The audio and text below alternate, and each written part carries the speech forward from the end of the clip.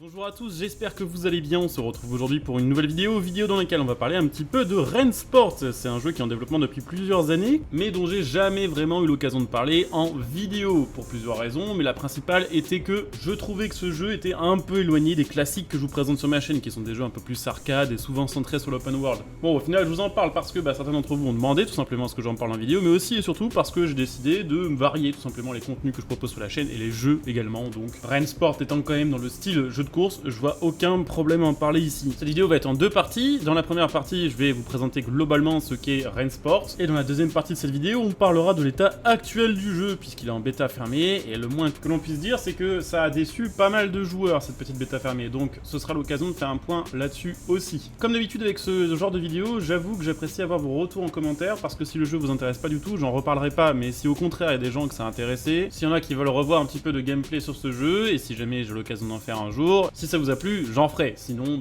tant pis, on passera à autre chose. Donc Rensport, qu'est-ce que c'est? C'est un projet quand même assez ambitieux, c'est un jeu qui est développé par Competition Company, c'est leur premier gros jeu, donc si vous n'avez jamais entendu parler de leur studio avant, c'est à peu près normal. Le jeu veut tout simplement être le jeu de course le plus réaliste possible. Voilà, c'est pas compliqué, le jeu va aller tout simplement sur le terrain d'un iRacing ou d'un Air Factor et faire mieux. C'est vrai que l'idée semble plutôt bonne au premier abord, puisque iRacing et Air Factor, mine de rien, ils commencent un petit peu à être vieillissants, ils ont des bases techniques qui sont pas ultra modernes, et quand on sait que Rensport est fait sous Unreal Engine 5, on peut se dire que ce sera bluffant. Donc voilà, leur but c'est simple, proposer le jeu avec une physique la plus réaliste possible. Pour ça, ils travaillent évidemment grâce au retour des joueurs et surtout grâce au retour de pilotes professionnels, ce qui leur permet d'affiner leur physique petit à petit. Là, on parle évidemment d'un jeu de course qui va se dérouler sur circuit, un jeu qui va être très orienté e-sport et très orienté multijoueur. C'est vrai que ces dernières années, depuis qu'il y a eu le Covid et depuis que les gens se sont retrouvés chez eux à regarder beaucoup de streamers jouer au volant, et depuis que les volants ont pas mal baissé de prix tout en augmentant clairement la qualité des matériaux, le sim racing et les jeux de course comme iRacing sont vraiment devenus beaucoup plus populaires qu'avant. Donc il y a clairement une scène e-sport pour ça, et ce qui est assez marrant, c'est que Rensport, même si le jeu n'est pas encore sorti, et même si on est actuellement seulement sur une phase de bêta fermée qui apparemment a pas mal de problèmes, on en parlera plus tard dans cette vidéo, ils ont quand même réussi à organiser l'ESL R1, qui est un gros championnat centré sur Rensport, avec un cash prize quand même de 225 000 €, ce qui montre quand même qu'il y a un vrai engouement autour de ce jeu, et ça montre aussi que le jeu est dans une phase où il est jouable. Alors pour l'instant, il n'y a pas de date de sortie finale, on peut supposer que ce sera dans les 2 ans à venir, même si les devs maintiennent que ce serait pour 2023, vu les retours actuels de la bêta fermée, j'ai un petit peu de mal à y croire. Le jeu est prévu pour être uniquement PC pour le moment, mais les devs prévoient de faire une version console dans quelques temps, une fois que la version PC sera finie. Donc là c'est pareil, il n'y a pas trop de deadline, donc autant ce sera 2025, autant ce sera 2028. Ce que j'ai trouvé de particulièrement intéressant avec ce jeu, c'est son modèle économique et le fait qu'il se montre aussi comme étant un hub rassemblant les joueurs et les créateurs de mods. Alors si j'ai bien compris, le jeu Rensport serait un jeu free-to-play avec abonnement. Donc en gros, on accéderait au contenu du jeu de base gratuitement, mais pour avoir plus de voitures et pour avoir plus de circuits, on paierait un abonnement qui permettrait de débloquer plus de contenu officiel. Alors si je précise officiel, c'est parce qu'il y aura aussi beaucoup de contenus sur le jeu qui seront non officiels et qui seront distribués et réalisés par des modeurs. Un petit peu comme sur un Assetto Corsa, où on a le jeu de base et où à côté on peut télécharger des milliers de voitures et de circuits ou de mods pour customiser son jeu, sauf que là ce serait directement intégré au jeu. L'avantage à ce système-là, pour les joueurs, c'est d'être sûr de tomber sur des mods qualitatifs et d'avoir la possibilité d'avoir un contenu massif, puisque clairement à l'heure actuelle il n'y a aucun jeu qui propose autant de véhicules qu'un Assetto Corsa, c'est pas compliqué et c'est vraiment grâce aux mods. Et pour les modeurs professionnels qui font des mods payants, ça leur assure d'avoir une rétribution liée au nombre d'utilisations et au nombre de téléchargements de leurs mods. Ce qu'il faut savoir, c'est que sur Assetto Corsa il y a un gros marché noir pour les mods, puisqu'en fait il y a énormément de mods de voitures et de pistes qui sont réalisés par des modeurs professionnels, donc des gens qui littéralement vivent des mods qu'ils réalisent, voilà, après avoir passé des dizaines d'heures sur une voiture ou sur un circuit, ils le publient de manière payante sur Patreon par exemple. Sauf que avec ce système là, il y a pas mal de petits malins qui s'amusent à récupérer les mods en les achetant et qui ensuite les repartagent en les ayant modifiés un tout petit peu, comme en changeant simplement la plaque d'immatriculation par exemple, et qui les revendent derrière eux-mêmes sur Patreon alors que c'est basé sur le travail de quelqu'un d'autre, ou qui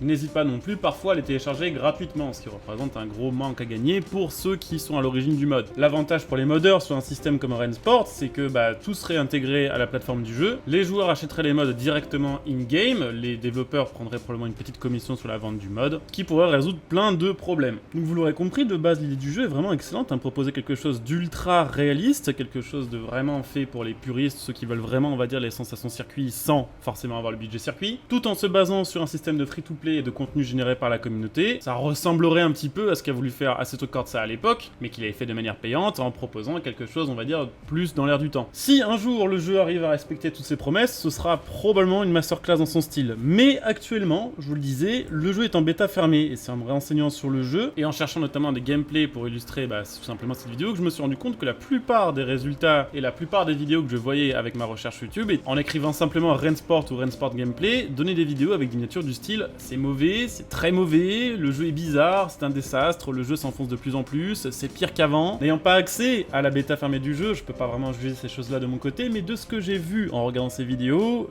les gens ont l'air de reprocher tous à peu près la même chose au jeu. Déjà, ce serait pas si beau que ça, et ça c'est vrai que si on regarde graphiquement les gameplays qui ont pu être postés sur YouTube, alors je vous invite à les voir par vous-même, parce que là forcément, avec la compression YouTube, ça représente vraiment pas ce à quoi ressemble le jeu. Mais déjà, ce serait pas si beau que ça. C'est vrai qu'on a eu des trailers qui étaient vraiment très beaux sur Rensport, et in-game ce serait pas du tout pareil. Alors effectivement, faut pas oublier qu'actuellement on est sur une bêta fermée, et on sait qu'il y a plein de jeux qui ont évolué graphiquement entre leur bêta et le jeu final, mais on est loin de ce qu'on nous avait montré, et on est loin de ce qu'on pouvait s'imaginer en apprenant que c'était fait sous Unreal Engine 5. Il y a des jeux qui sont faits sous Unreal Engine 5 qui sont quasiment photoréalistes. Là, on n'y est pas, et c'est honnêtement pas beaucoup plus beau qu'un Assetto Corsa bien modé ou qu'un Assetto Corsa Competition Vanilla. Alors faut pas oublier qu'ils viennent de passer sous Unreal Engine 5 et que peut-être qu'à cause de ce changement, ils exploitent pas encore à 100% leur capacité et ce qu'ils pourraient faire sur Unreal Engine 5, mais bon, déjà à ce niveau-là, c'est un petit peu en dessous des attentes. Apparemment, les sons sont vraiment pas terribles. Alors là, je voulais juger pareil avec les gameplays, je vous invite à aller écouter les différents sons de voitures, et c'est vrai que souvent les voitures ont un peu toutes les mêmes problèmes de son, c'est-à-dire qu'on a l'impression que toutes les voitures ont été enregistrées soit derrière une porte, soit de manière très lointaine, avec un micro qui aurait pas du tout été placé à la sortie de l'échappement, mais vraiment genre 30 mètres derrière la voiture. Alors il y a des fois où ça rend bien, notamment sur les circuits où il y a des environnements assez resserrés, ou à la sortie des stands par exemple, mais ce serait loin d'être une réussite pour le moment à ce niveau-là. Vous allez me dire, bon, laissons les graphismes, c'est un petit peu secondaire lorsqu'on joue un jeu comme ça, de toute façon c'est pour le réalisme du gameplay, c'est pour la physique, et c'est pour profiter d'un bon gameplay au volant. Oui, sauf que justement, ça c'est le problème majeur avec le jeu actuellement, déjà le volant serait extrêmement dur à configurer, il n'y aurait pas assez de nuances dans le réglage du FFB, ce qui fait que ce serait un petit peu on ou off, c'est-à-dire qu'on a soit beaucoup trop de retour de force au volant, soit pas assez, mais c'est extrêmement binaire et apparemment extrêmement dur à régler. Et il y aurait quelques voitures, notamment les derniers modèles qui auraient été achetés avec la dernière mise à jour, qui auraient une physique un peu à côté de la plaque et ne représentant pas vraiment la manière de réagir de ces véhicules-là en vrai. Et puis pour terminer, il y a leur modèle de dégâts. Alors faut savoir que avant les dernières mises à jour, le jeu n'avait juste pas de système de dégâts, que ce soit esthétique ou visuel ou mécanique. Depuis les dernières mises à jour, ils ont implémenté un système de dégâts, mais pour l'instant, c'est loin d'être vraiment satisfaisant. J'ai vu une vidéo d'un mec qui se mange un mur en angle droit sur Monza à quelque chose comme 230 km/h. Effectivement, on peut voir qu'il y a une collision, on peut voir qu'il y a des pièces qui s'enlèvent de la carrosserie, même une roue, je crois, qui est perdue. Mais à cette vitesse-là, IRL, la voiture, elle devrait être juste pliée en deux, en fait. Là, c'est un peu cassé, et la voiture repart presque normalement. Ça freine un peu moins bien, ça tourne un peu moins bien, mais c'est vraiment pas proche de ce que ça devrait être. Donc, quoi retenir de ce Rensport ? C'est un jeu qui est extrêmement ambitieux, c'est un jeu qui est développé par des gens qui n'ont peut-être pas tous les moyens nécessaires à la réalisation de leur ambition, mais c'est un studio qui est quand même beaucoup à l'écoute de la communauté et beaucoup à l'écoute des retours des joueurs. Donc c'est évidemment des choses qui vont s'améliorer. Ils veulent aller très loin dans le réalisme et dans la simulation. Pour l'instant, c'est absolument pas suffisant et c'est absolument pas proche de ce qu'ils ont communiqué. On verra si ça change un jour. C'est un projet qui semble prometteur, c'est un projet qui, je pense, ira très loin et qui est un peu unique en son genre avec son modèle économique. Mais pour l'instant, la hype sur le jeu est peut-être un peu grande vu ce qui est proposé en vrai. Voilà, donc affaire à suivre. Si le jeu vous tente et que petit à petit, avec les mises à jour, il devient plus intéressant, j'en ferai probablement en vidéo. J'espère en tout cas que cette vidéo aura permis à une partie d'entre vous de découvrir ce jeu. Comme d'hab, si la vidéo vous plaît, je vous invite à checker les liens sous la vidéo pour soutenir la chaîne. Il y a le Twitch si vous voulez venir follow, si vous voulez Prime, il y a le lien Instant Gaming, et puis il y a le bouton rejoindre. Voilà, donc n'hésitez pas à jeter un petit coup d'œil. Moi je coupe ici, je vous dis à très bientôt. Bon jeu à tous, ciao.